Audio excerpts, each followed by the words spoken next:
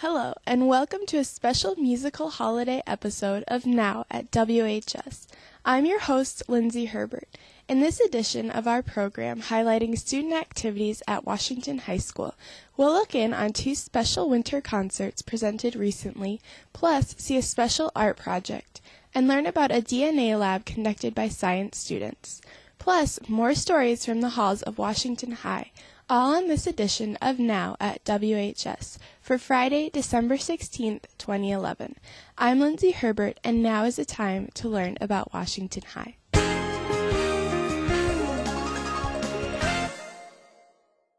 Imagine being given a small paper square with an odd pattern on it, and being told to reproduce that pattern without knowing what the end result would be.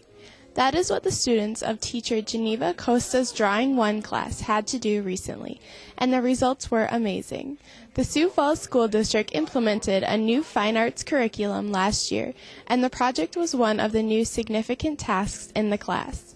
Now our reporter Matt Kennedy caught up with Costa and brings us this look at the results.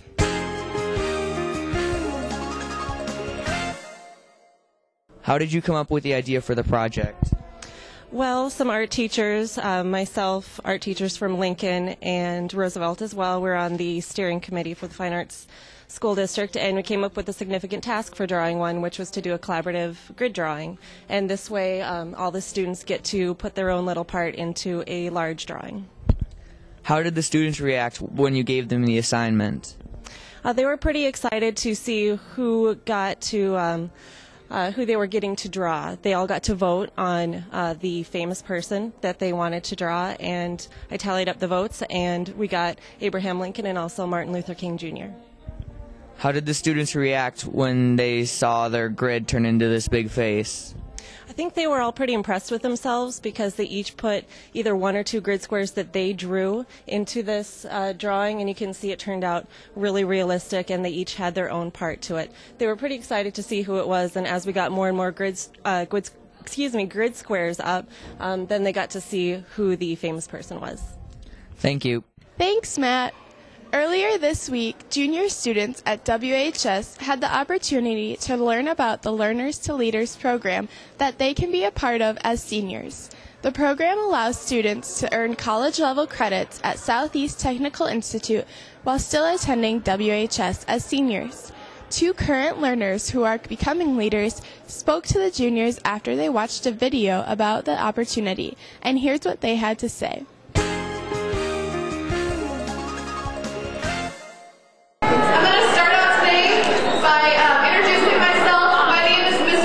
I'm one of the counselors here at Washington, and the reason that we gathered all of you juniors together this morning is to let you know about a really exciting opportunity that's open to you called Learners to Leaders. Learners to Leaders is a program that you can take advantage of your senior year, in which you have the opportunity to be both enrolled in classes here at Washington and classes out at Southeast Technical Institute. You could actually get a free year of college completed by the time your senior year is over. That's a lot of money you guys could be saving. So we wanted to give you some information on what Learners to Leaders is all about, and if it's something that you'll be interested in, you guys could actually apply for that program right now as a junior, and we can get you started in it, okay? They spend each afternoon at Southeast Technical Institute taking college-level courses that will apply not only to their high school credits for graduation, but also toward an associate's degree in business administration from Southeast Technical Institute. By the time these students graduate from high school, they will have the first year of a 2-year post-secondary degree completed, and they will be well on their way to achieving their dreams. I just want to reiterate that this is a free year of college paid for, so this is around $3,500 at Southeast Tech that would actually just be given to you if this was something you decided to do. So it's like receiving a scholarship for a year of school. Okay, I do have a couple seniors here with us today, seniors at Washington, and they are also enrolled in the Learners to Leaders program, so they're spending half of their day out at Southeast Tech taking classes out there. And Brandon Lawrence and Ashley Lund. And I've just asked them to share with us quickly what they like about the program and maybe what they're planning on doing afterwards, okay? So just one moment. Alright, my name is Brandon. Last last year I decided to enroll in the program. I was one of the students that decided in March and April that I just decided I wanted to get a jump start into my college career. So far my experience out at Southeast Tech is actually really good. The classes are challenging and I find that I like the challenge and it pays off in the end.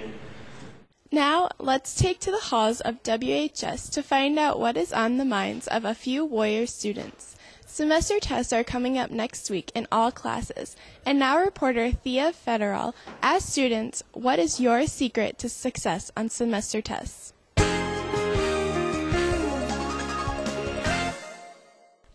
I'm here with freshman Noah Viss, and we're wondering, what is your secret for studying for semester tests? Well, I like to listen to music while I'm studying. And why does that help you? Calms me. I'm with sophomore Alyssa Henderson, and we're asking, what is your secret for studying for semester tests and why? I like to use flashcards and get a good night's sleep because it prepares me for the tests. Thank you. I'm here with junior Claire Bryant, and the question is, what is your secret for studying for semester tests and why? I look at a lot of notes and I cram with friends before the tests. I'm here with senior Mercedes Bordeaux, and the question is, what is your secret to studying for semester tests and why? I spend a lot of time looking over my notes and doing practice problems. Thank you. I'm here with teacher Mr. Eric Ellingworth, and we're wondering what he does to prepare his students for semester tests. Semester test time, well, usually we will go over a study guide and play a lot of games. So games such as looping, which is my personal favorite, Jeopardy review, and also Risk. So, semester test time is a pretty stressful time for students, so try and make it a little more enjoyable by playing some review games. Thank you. Thank you, Thea. AP Biology students learned some of the latest techniques in crime solving this week as they conducted a DNA fingerprinting lab. Now reporter Luke Steinborn looked in on the lab and brings us this report.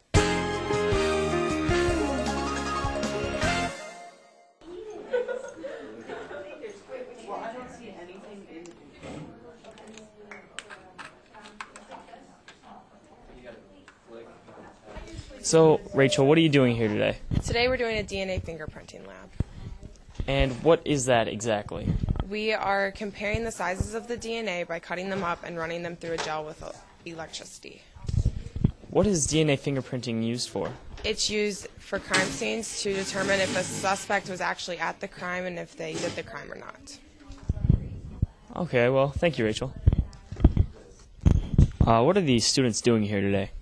They're working on a lab where they're taking DNA from 3 or 4 suspects and seeing if they could match it to some DNA from a crime scene, who the guilty party is.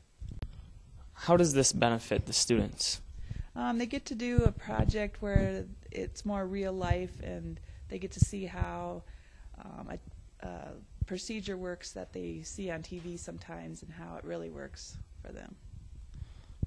How do you believe this will prepare your students for the AP exam in May? It always has some questions about the labs that we do on the test, so they'll get to have hopefully a head start on those answers. And it'll also kind of just give them an idea of the scientific method in general. Thank you. Now reporter Luke Steinborn is back as we take a holiday look at 2 recent special music events. First, let's look in on the Chorus Winter Concert held recently.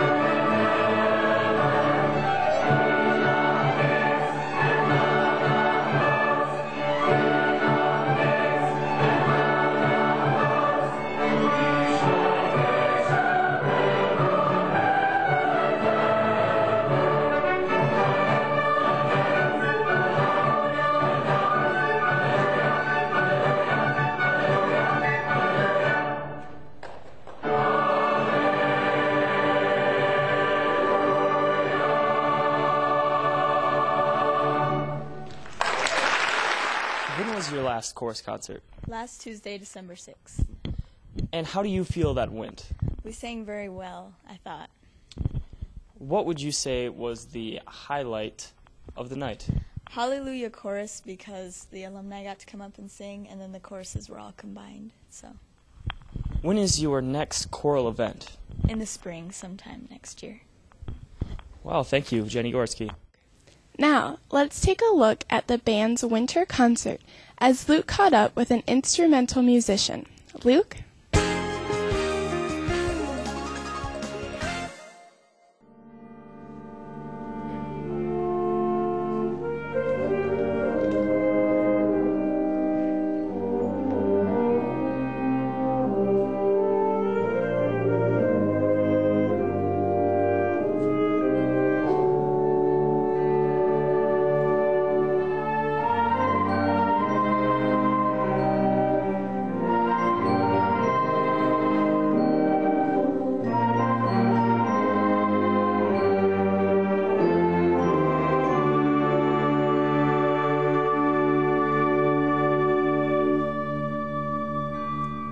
What instrument do you play? I play trumpet.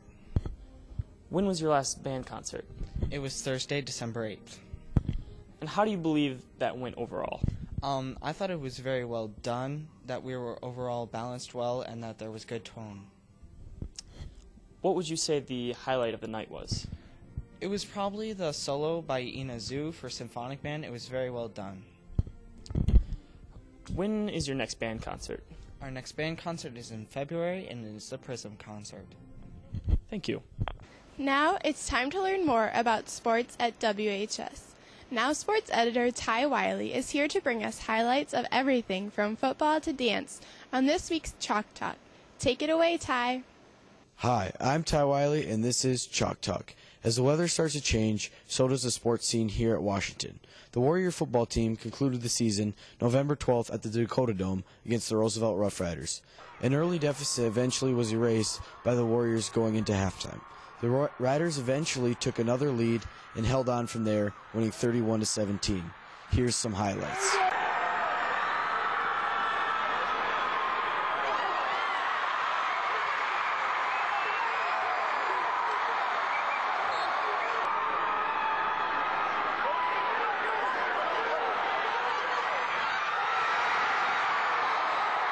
The volleyball team also recently concluded their season at the state tournament, November 17th through the 19th. The Lady Warriors had a rough start, losing in 3 games to the Riders from Roosevelt. From then on out, the Warriors dominated their opponents, beating Huron 3-0 and O'Gorman 3-1 to capture 5th place. Cheer and dance ended their seasons at Brandon November 12th at the state competition. The cheer team came up just short of becoming repeat champions by placing 3rd overall. The dance team won its 4th consecutive state championship, placing 1st in all categories they competed in.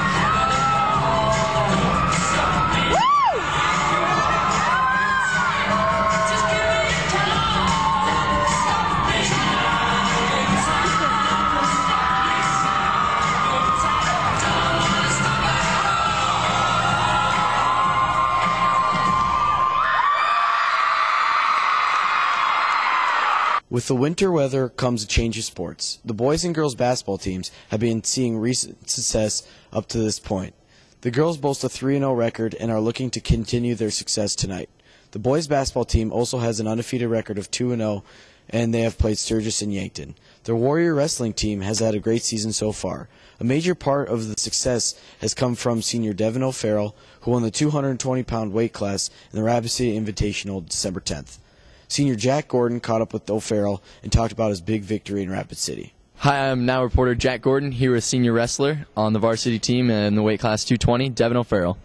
Devin, what was it like to win at a big regional event like this? It was big. It's nice to be able to come out with a big win like that. Just helps prepare us for state more. What does this say about WHS wrestling as a whole? I think it says that we keep getting better, and we placed 13th overall. There's 30 different teams there. Nobody can count us out. We're looking to come out on top later on in the season. And how does a big tournament like this prepare you? This tournament was kind of early. How does it prepare you for end of the year tournaments? There's a lot of good competition out there. A lot of guys that you're never going to see again, that you've never heard of. So it just gives you a little bit of taste of different kind of styles of wrestling and lets you know what you have to work on better in practice, and so that later on in the bigger tournaments and state, you know what you gotta do to get the W. All right, thank you. Thank you, Jack. I'm Ty Wiley, and that was Chalk Talk. Thanks, Ty. The Warrior basketball teams are in action again tonight as they face the Brookings Bobcats in a pair of games. Speaking of basketball, it's now time to find out what daily editor Jack Gordon has on his mind this week. And more hoops it is. Here is Jack with the Gordon Report.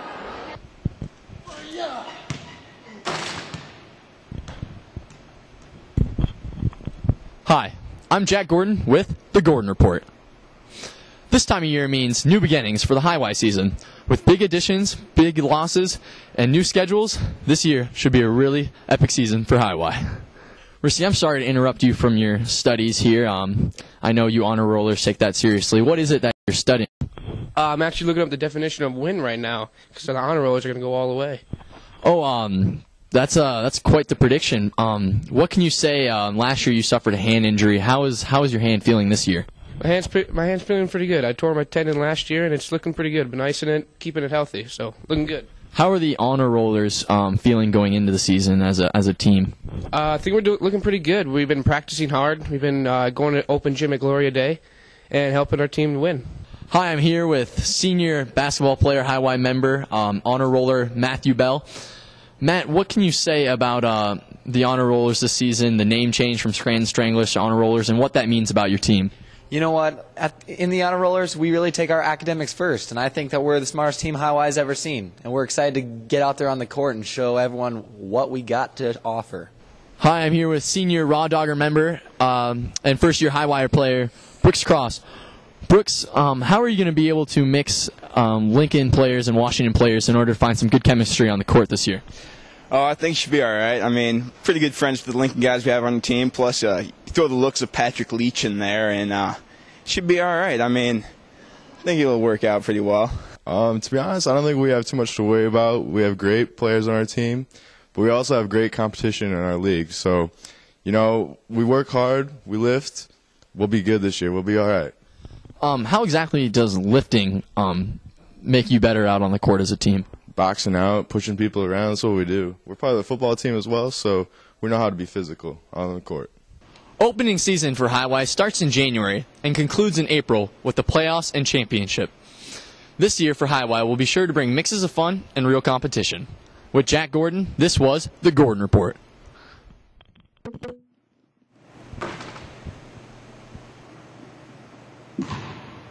Thanks, Jack. Y-ball has a long and storied tradition among WHS students. That's it for this special holiday edition of Now at WHS for Friday, December 16th, 2011. I'm glad you could join us, and I invite you to keep up with all that is going on at Washington High School each and every day at the website of this program and our award-winning daily newspaper, The News of Washington. Visit the website anytime at WHSnow.com. For now at WHS, I'm your host, Lindsay Herbert. I hope to see you at one of tonight's basketball games as the Warrior boys host Brookings and the girls travel north to play the Bobcats. Or I'll see you back here soon. Goodbye.